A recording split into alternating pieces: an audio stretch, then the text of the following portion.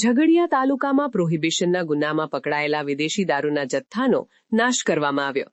ભરૂચ જિલ્લાના ઝઘડિયા અને વાલિયા તથા નેત્રંગ તાલુકાના કુલ 5 police station Jhagadia GIDC, Rajpardi, Netrang અને વાલિયા ખાતે પકડાયેલ પ્રતિબંધિત વિદેશી દારૂના મુદ્દામાલનો ઝઘડિયા જીઆઈડીસી ખાતે મદદનીશ પોલીસ અધિક્ષક ઝઘડિયાના અજયકુમાર મીણા અને ઝઘડિયાના એસડીએમની અધ્યક્ષતામાં પ્રતિબંધિત વિદેશી દારૂની કુલ 27,723 બોટલ, જેની કિંમત 56,62,063ના મુદ્દામાલ પર રોડ રોલર ફેરવી નાશ કરવામાં આવ્યો। ઝઘડિયા ડિવિઝનના 5 પોલીસ સ્ટેશનો જેમાં ઝઘડિયા જીઆઈડીસી, ઝઘડિયા, રાજપારડી, નેત્રંગ અને વાલિયાનો ટોટલ 27,723 જેટલી બોટલોનો નાશ કરવામાં આવ્યો હતો, જેના મુદ્દામાલની કિંમત 56,62,000 હતી।